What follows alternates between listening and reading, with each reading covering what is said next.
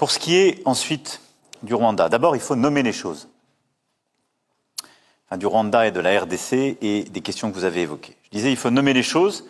Nous assistons dans l'est du Congo à une régression inacceptable.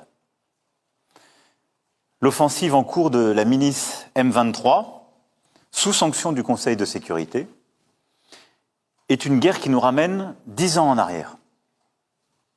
Elle a des conséquences terribles pour les populations, et je pense en particulier aux centaines de milliers de personnes déplacées à qui tout manque. Et la capitale de la région, Goma, est menacée. La première urgence est humanitaire, et nous y travaillons avec nos partenaires européens. Et j'ai eu à plusieurs reprises et le président Tshisekedi et le président Kagame sur ce sujet.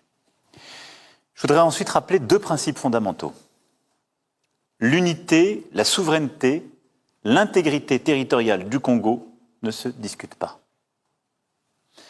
C'est notre position constante et cette position n'a pas changé.